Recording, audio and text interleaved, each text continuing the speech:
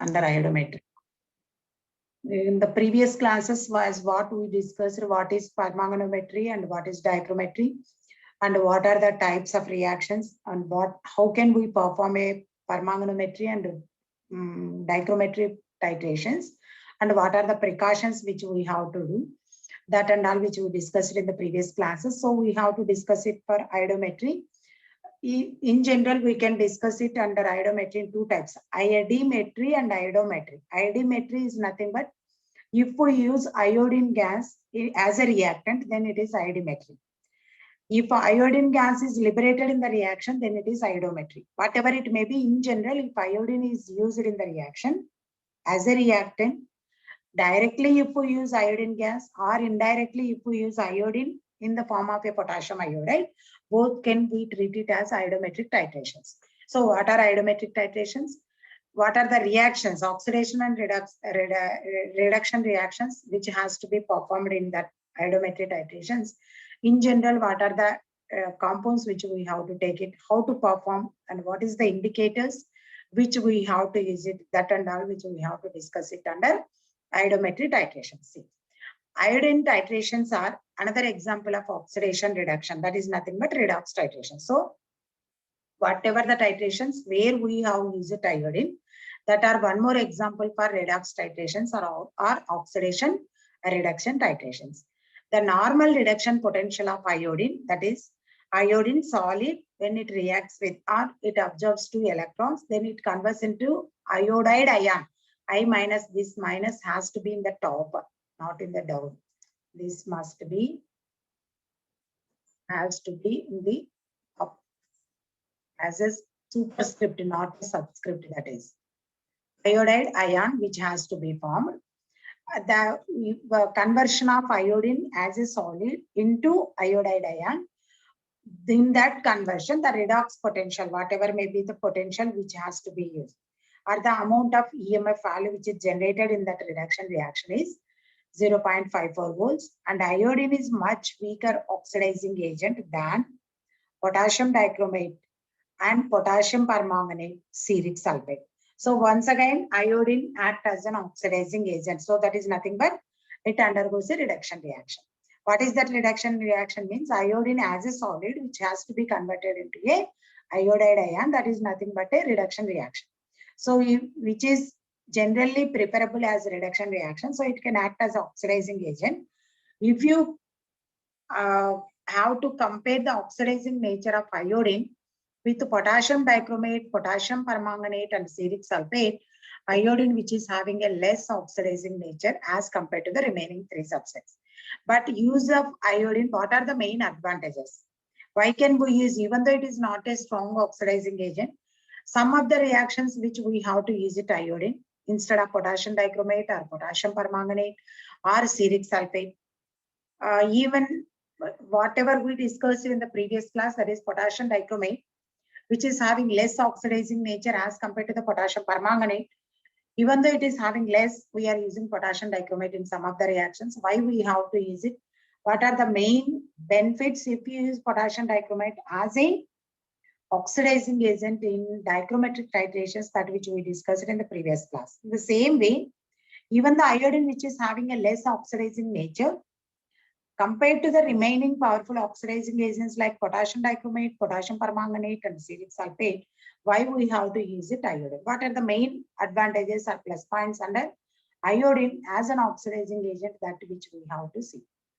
But the utility of iodine in volumetric estimations is mainly based upon its reaction with sodium thiosulfate, stannous chloride, etc., while react completely and rapidly with iodine even in acidic solution.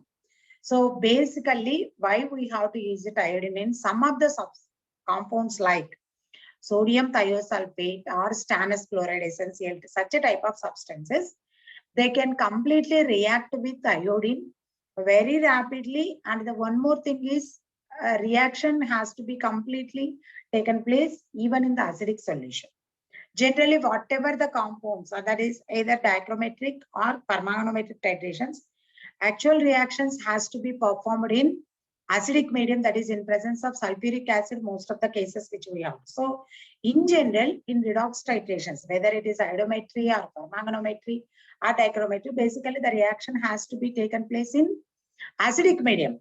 So in acidic medium, sodium thiosulfate and stannous chloride, such a type of substances, generally they are not supposed to react with completely rapidly with potassium dichromate or potassium permanganate. They can react with iodine only very fastly. That means a rapid reaction which takes place, and the reaction has to be completely taken place for iodine with sodium thiosulfate and stannous chloride, such a type of substance. So that we have to prefer iodine instead of potassium dichromate or potassium permanganate in such reactions wherever sodium thiosulfate or stannous chloride, such substances, if you want to estimate it or determine using redox titrations, we have to prefer iodine instead of potassium dichromate or potassium permanganate.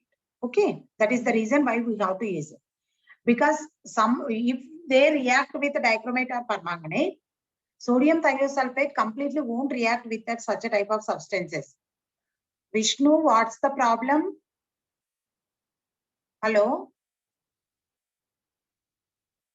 Is it audible?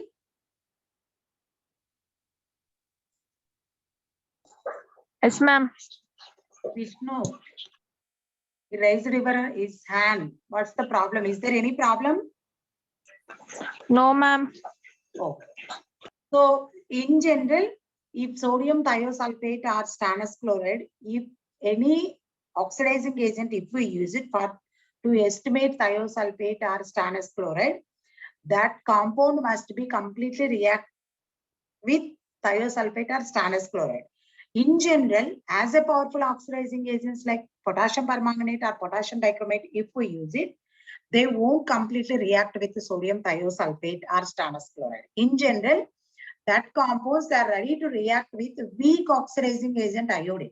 So that only we have to prefer iodine, even though it is not a powerful oxidizing agent like compared to KMnO4 and K2Cr2O7. That is potassium permanganate and potassium dichromate. That is the main reason why we have to use it iodine for some of the oxidation and reduction reactions. That is nothing but redox reactions instead of using potassium permanganate and potassium dichromate. That is the reason. Example, sodium thiosulfate, say Na2S2O3 plus I2 gives rise to 2NaI plus Na2S4O6 tetrathionate, sodium tetrathionate, which is the compound which we have to get it. Iodine which is used, and it is going to be reduction takes place, that is act as an oxidizing agent in this case. Iodine solid which converts as a iodide ion in the form of a sodium iodide. In the same way, stannous chloride plus HCl, in general, some of the reactions, they has to be takes place in presence of an acidic medium only. Most of the redox reactions which has to be performed in presence of acidic medium. Especially potassium dichromate or potassium permanganate, if we use it as an oxidizing agent, sulfuric acid only the compound which we have to use it, because of as they are powerful oxidizing agents. If we use either nitric acid or HCl, they can react with permanganate or dichromate. So that we should avoid that, we have to take it sulfuric acid for the purpose of acidic medium. But for weak reducing agents like stannous chloride, no need to use sulfuric acid always. We can use HCl also. That is, we have to maintain it acidic medium. In the acidic medium only, most of the cases redox reactions takes place. So that stannous chloride plus 2HCl to maintain acidic medium, hydrochloric acid which we have to use it plus iodine gives rise to stannous chloride, tetrachloride SnCl4 plus 2H. Once again, iodine which converts as a iodide ion. That is, a reduction reaction takes place, so that iodine which acts as an oxidizing agent. However, somewhat weaker reducing agents like arsenic 3+ and antimony 3+ react in neutral or slightly acidic solution. So even though if they are weak reducing agents like silver or arsenic or antimony, with that also iodide because even though it's a weak oxidizing agent, it can react with weak reducing agents. Instead of an acidic medium or in the acidic solution, it can react in the neutral medium also. For arsenic or antimony, if you take it, they are actually weak reducing agents. So generally what we have to use it as a strong reducing oxidizing agent, which we have to use it to perform the reaction. But it is not necessary for iodine. Simply, even though it is a weak oxidizing agent, it can react with weak reducing agents without any acidic medium or acidic solution. Even in the neutral medium also it can react. So that is the main reason why we have to use it iodine for such reactions. Basically, elements like arsenic, antimony, or some of the reducing agents like arsenic compounds or antimony compounds, or some stannous compounds, if you want to find out it, or if you want to determine through volumetric titrations, then we have to prefer iodine for a oxidizing agent. So how can we perform that iodine, that reactions which we have to see? What are that reactions? Example, arsenic salt, sodium arsenate, Na3ASO3 plus I2 plus H2O gives rise to Na3ASO4 tetra arsenate, that is plus 2Hi. Once again, iodine, which can act as an oxidizing agent, undergoes reduction reaction, I2, which converts as I minus. Sb2O3 antimony trioxide plus 2I2 plus 2H2O gives rise to Sb2O5 plus 4Hi. Once again, iodine, which converts as iodide, where iodine undergoes reduction reaction, so it can act as an oxidizing agent. What are the main two types of iodine titrations? As we discussed in the previous, two types are there. Iodimetry, iodometry, only one letter changes. Di is iodimetry, Do is iodometry. What is the difference between Di and Do? That is iodimetry titrations and iodometry titrations, which we have to see. What is iodimetry? In this type of volumetric analysis, the solution of iodine is titrated directly against a reducing agent like sodium thiosulfate, sodium argentine, etc. In this case, standard solution of iodine is prepared by dissolving iodine in potassium iodide solution. So in iodimetry titrations, what is the solution which we have to use? It is solution of directly iodine, which has to be directly react with a reducing agent. So iodine, which can act as an oxidizing agent, which directly react with the reducing agents. Some of the reducing agents like sodium thiosulfate or sodium argentine, such a type of compounds, they can directly react with iodine solution. But directly getting an iodine solution is somewhat tough. So how can we prepare iodine solution? Means generally standard solution of iodine, which can be prepared by dissolving iodine in potassium iodide solution. So simply we have to dissolve iodine in potassium iodide solution. Ki plus I2 gives rise to Ki3. That Ki3, how can we get it? Means I2 plus I minus, which has to be released from potassium iodide, I minus, which gives rise to I3 minus, which is nothing but a iodine solution. The reacting species is triiodine ion, I3 minus, but the chemical equations are written by using molecular formula, molecular iodine, I2, for the sake of simplicity as the reaction which has to be mentioned. So Na2S2O3 sodium thiosulfate plus I2 minus gives rise to 2NaI plus Na2S4O6. Actually, the group what it is going to be involved in iodimetry titration is I3 minus. How can we get it that I3 minus? Means iodine, directly iodine gas, that is I2, if it reacts with potassium iodide. That means if we dissolve the iodine in potassium iodide solution, which converts into triiodopotassium. That is nothing but in the form of an ionic state, which we can see that it is I2 plus I minus, which gives rise to I3 minus. This is the actual species which has to be involved in the reaction for iodimetry titrations. But for simplicity purpose, or for the sake of simplicity, when we are writing the equations, instead of using I3 minus, we can use it as I2 minus. That is the only. But the actual group which is involved is I3 minus only. I2 minus, which gives rise to sodium iodide plus sodium tetra thionate. This is also known as a direct method. So directly iodine solution which we are using in the reaction.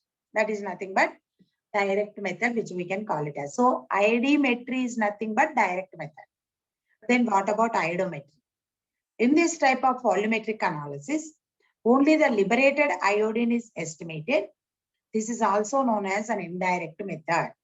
In this method, the oxidizing agent to be estimated is treated with the iodide ion, and liberated iodine is then analyzed quantitatively by a volumetric method. Some of the oxidizing agents estimated by this method are potassium dichromate, cupric ion, peroxides. So in iodometry, we are not using iodine directly. Simply whatever the iodine which is liberated in the solution, in the reaction or in the titometric titrations, that iodine which we have to estimate it first. Whatever the iodine which we have to estimate it from the reaction, that once we estimate the iodine, then in terms of whatever the oxidizing agent which is going to be react with iodine, that has to be estimated volumetrically.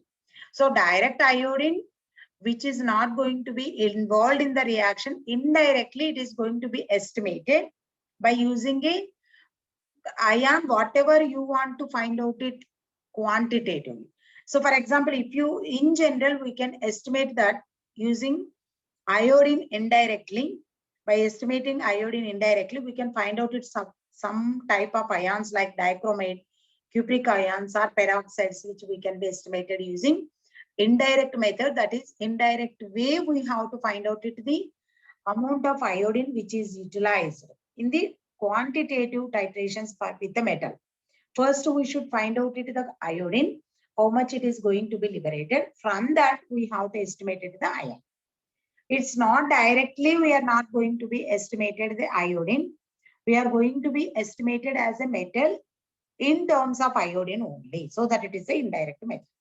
For example, dichromate Cr2O7 2- plus 4H plus 6I gives rise to 2Cr3 plus 3I2 plus 7H2O. Here we have to find out it the iodine how much it is going to be liberated. Once we find out it the iodine how much it is going to be liberated, that iodine which has to be titrated against copper or chromium, then we can find out it the chromium ion from this iodine how much which we have to estimate it. Directly from iodine we are not going to be estimate either chromium or copper. So this is a indirect method. So iodine, whatever it is going to be liberated, that which we have to be estimated in iodometry titrations. But in case of iodometry, directly iodine I2 which is going to be involved in the reaction in case of iodometry titrations. That is main difference between iodometry and iodometry. Then what are the type of indicators which we have to use it for iodometry titrations? Or in general iodine titrations. And what is the endpoint? See, in iodine titrations, starch solution is used as an indicator which gives deep blue colored complex with iodine. So if iodine solution is taken in the burette, then the endpoint is the appearance of blue color, while if iodine solution is in the titration flask, then the endpoint is the disappearance of blue color. So what is indicator? How can we find out it? In general, starch solution, which we have to use it as an indicator for iodine titrations. Basically, if we use starch indicator, what is the nature of the color? That starch indicator, which it has to be with iodine, means it can form a complex compound with iodine, so that color of the solution for starch indicator is deep blue color. So where we have to use it, that iodine solution, whether you are going to be take that iodine solution in the burette or in the conical flask, or simply it is a titration flask, depends on that. We have to find out it the end point, whether it is going to be disappearing the blue color or appearing the blue color. That which we have to decide it based on wherever we are going to take the iodine solution, either it may be in the titration flask or it may be in the burette. So if we have taken the iodine solution in a burette, then the end point is appearance of the blue color. Instead of burette, if you take the solution, iodine solution in titration flask, then the end point is disappearance of the blue color. So that starch indicator is added just before the end point, which is indicated by the light yellow color of the iodine in the titration flask in which iodine solution or liberated iodine is considered to be present. So when we have to add the starch indicator means, so first we should titrate the iodine solution with a reducing agent like sodium thiosulfate or stannous chloride or sodium argentine sulfate, whatever it may be. We should add to some ml until we get a yellow color for the solution. Then we have to add a 1 or 2 drops of a starch solution to the titrating flask, then which we can observe a color of yellow. Now we have to titrate the solution with a iodine solution, then we can find out it at the blue color at the last. So initially it is not supposed to add the starch indicator for this type of titrations. So simply what we have today is we should take the reducing agent in a conical flask or a titrating flask. Then we have to take the iodine solution in the burette.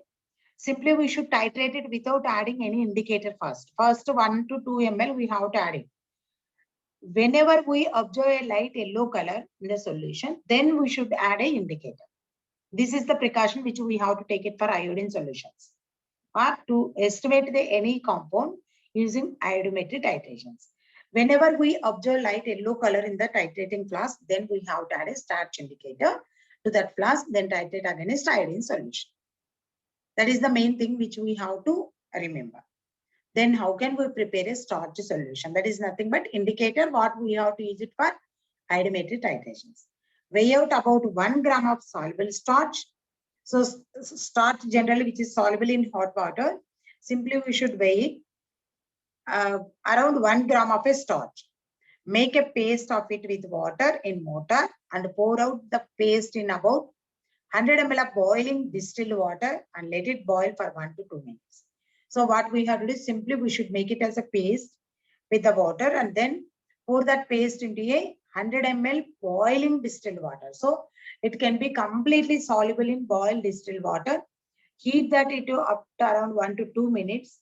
Cool and add about 2 grams of potassium iodide and store the starch solution in a stopper period.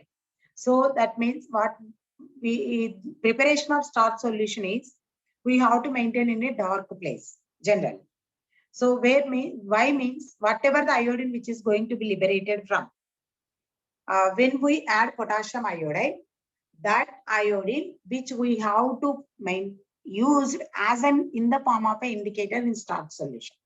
So for that we have to close the flask wherever we are going to be prepare the starch solution. Simply we should dissolve that in distilled boiling water up to 1 to 2 minutes. Then we have to cool the solution and then add about 2 grams of potassium iodide. Then we have to leave the solution for some time. We have to store it in a dark place. But simply we should close the container. In iodometry titrations, iodine is liberated due to the oxidation of potassium iodide by a strong oxidizing agent in neutral or acidic medium. So where we have to get it iodine is generally which is liberated from the oxidation of potassium iodide by a strong oxidizing agents in presence of either neutral or acidic medium. The iodine thus liberated against standard sodium thiosulfate solution. So this solution which we have to perform against sodium thiosulfate solution.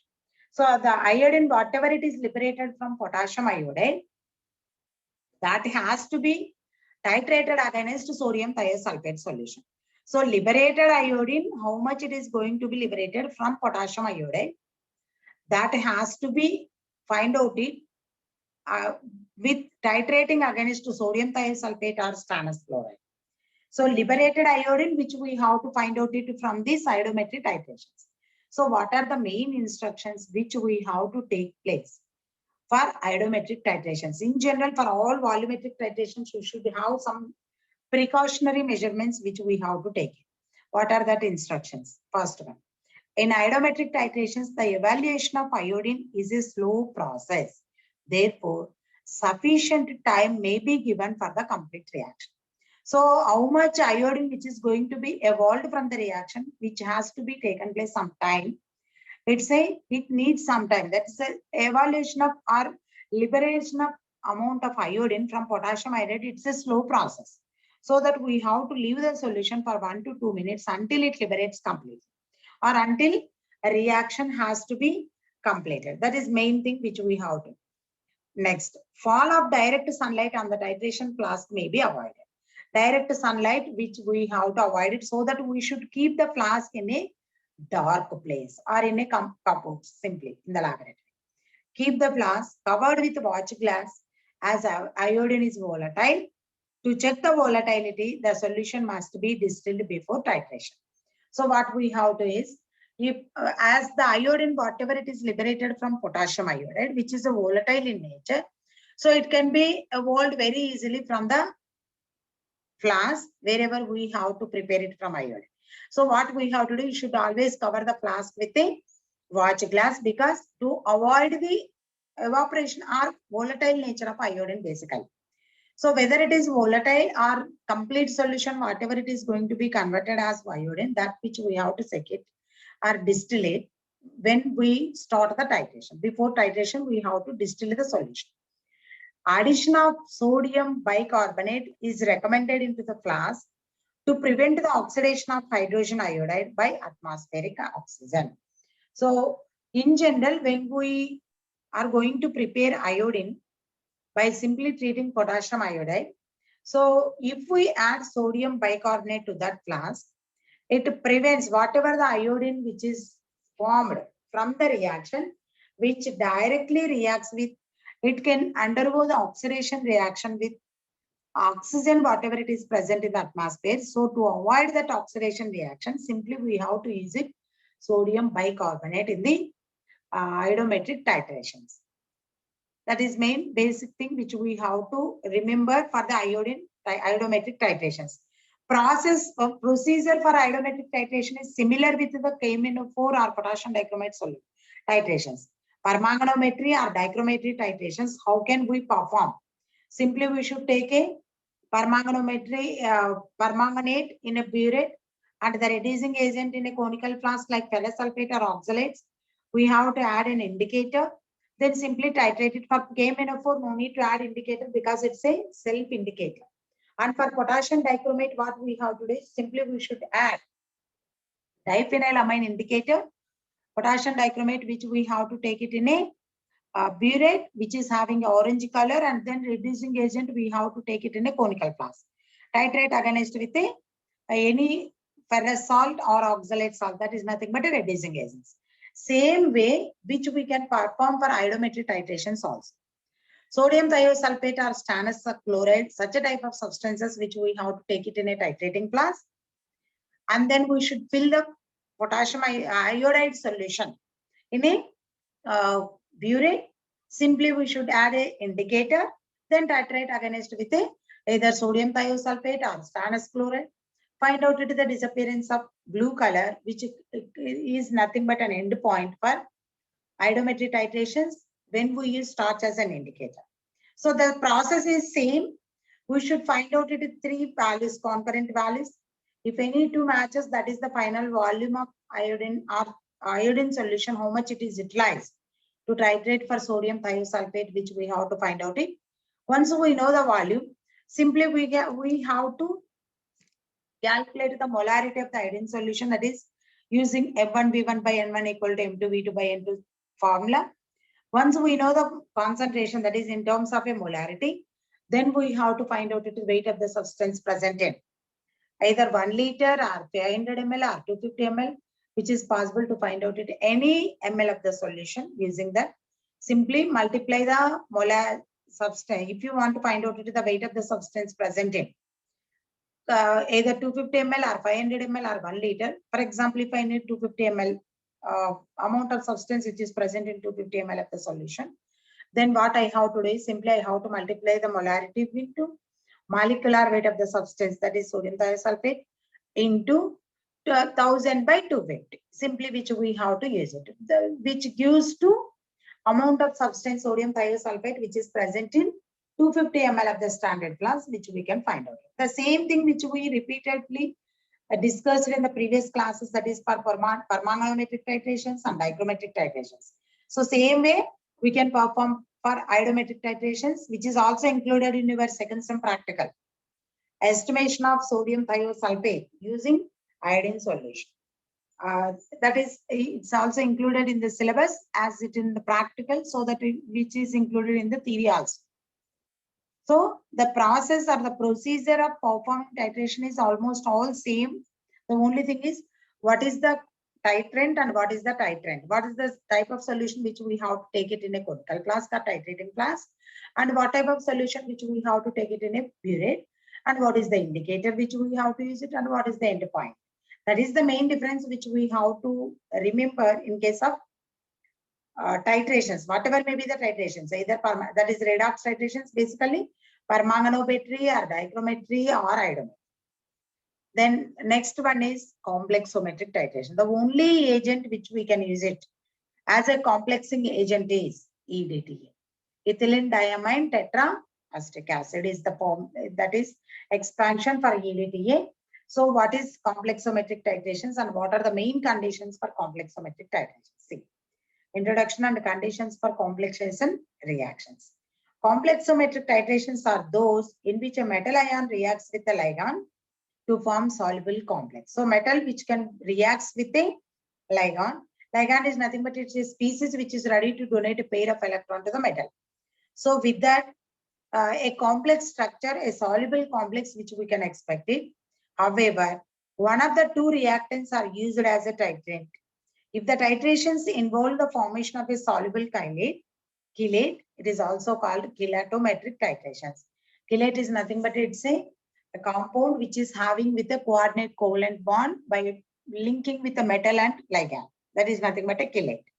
So in all complexometric titrations, whatever the complex which is formed, that coordinate covalent bond which we can observe it, that is nothing but a chelate structure which we can observe it.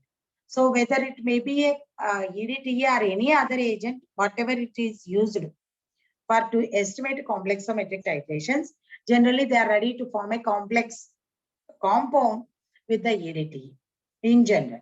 So generally the titrations which involves the formation of a soluble chelate. So whatever the complex which is formed, that is easily soluble in water. So that as the chelate is formed, so complexometric titrations, we can call it as a chelatometric complex titrations also simply. Then what is the complexing agent which we have to use it? EDTA, ethylene diamine tetraacetate, is one of the important polydentate complex agent. That means more than 3 ligands which is involved or which is ready to link with the metal. That is nothing but a polydentate. It is generally abbreviated as H4Y. That means 4 groups which is ready to react with the EDTA. It's a hexadentate ligand which may coordinate with the metal ion through its 2 nitrogen atoms and 4 carboxylic groups. So total 6 ligands which is ready to react with EDTA. So it's a hexadentate. In that, 2 must be with the 2 nitrogen atoms and the remaining must be a carboxylic groups which is present in EDTA. 4 corners of EDTA which contains carboxylic groups, that is simply CH3COO minus group is there. So each group can interact with the ligand along with the nitrogen, 2 nitrogen atoms which is present in EDTA that are also ready to react with, or that are also will be involved in the complex formation with a ligand. Then what are the main conditions for complexometric titrations? What are the conditions which we have to perform for the complexometric titrations? The complexation reaction must be stoichiometric, so that the basis of calculations exists. So the basic calculations must be. So always a complexometric reaction must be always stoichiometric reaction. That means balanced reaction it must be. The rate of reaction must be sufficiently fast. It can react very fastly, that is main. Precipitation may not occur during the titration. It may occur at the end point. So when we are performing the complexometric titration, the precipitation generally during titration, we won't get any precipitate, only at the end of the precipitation or end of the complexometric titration only we can observe that. A simple method for location of the end point must be known. So compared to the remaining methods, it's a very easy method which is possible to find out the end point. The complex formed should be sufficiently stable. And one more thing is, once the reaction is completed, whatever the complex which is formed, which is a more stable. The complex reaction should involve minimum steps. In this way, a sharp endpoint may be reached. So at least a minimum 3 to 4 times, and the number of steps which is involved in the complexometric titration is also very less. Only 2 steps which is involved. But in case of iodometry and permanganometric titrations, which we can, and dichromatic titrations, at least 3 steps which we can observe it. But in case of the complexometric titrations, only 2 steps is more than enough. And the end point also, we can find out it at the sharp end point also. This is one more advantage as if we use complexometric titrations. Then what is the importance of our characteristics of EDTA? EDTA is capable of forming complexes with nearly all metal ions which carry more than 1 unit of positive charge. So it is ready to react with the metal ions. That condition is that metal ion has to be more than 1 positive charge. It forms complexes stoichiometrically, that means 1:1 ratio. Hence, direct complexometric titrations are possible with EDTA. So directly it can react with the metal. So it's a direct complexometric titrations. The EDTA complexes with metals are stable at a definite pH value. Most of the complexes with the bivalent metals are stable in alkaline medium and decompose in acidic medium. So most of the cases, EDTA complex, whatever it is formed with the metal, they are more stable in alkaline medium, that is in the basic medium, but they can decompose in the acidic medium. Most of the complexes EDTA are soluble in water. Maximum they are soluble in water. Colored metal ions form colored complexes, whereas colorless ions form colorless complexes with EDTA. So whatever the substance which we are going to take to determine the weight of the substance quantitatively, some metal ions which are having some color, so that color which we can expect it even for the completion of the reaction, even though if we titrate with EDTA. But for some of the reaction which doesn't have any color, so for such a type of reactions, complex which is formed with the EDTA is once again it's a colorless substance. That is one more important thing. Points for EDTA. EDTA sodium salt of EDTA is highly soluble in water, so that we can use it most of the cases as sodium salt of EDTA. EDTA is quite stable. It is destroyed by moderately powerful oxidizing agents. Some quite stable, but it can be destroyed with moderate powerful oxidizing agents. EDTA forms complexes with a large number of metal ions by the use of masking agents like cyanide. Several ions can be masked so that they may not react with EDTA. So because of a large number of ions which it can be reacted, so it is ready to separate the other agents like cyanide and ions. So we can be easily separated as such a type of ions using EDTA. Next, how can we prepare standard solution, that is EDTA, and what is the procedure which is involved in the EDTA titrations or dichromatic titrations, that which we can discuss it in tomorrow's class. Okay? Any doubts? Hello? Madam, we have sem 1 exam from time 10 to 12, then internal exams, ma'am. Before semester exams only you had internal exams, first half an hour. Then only they will conduct the internal external exam. First half an hour internal, next 2 hours is external. 2.5 hours actually exam.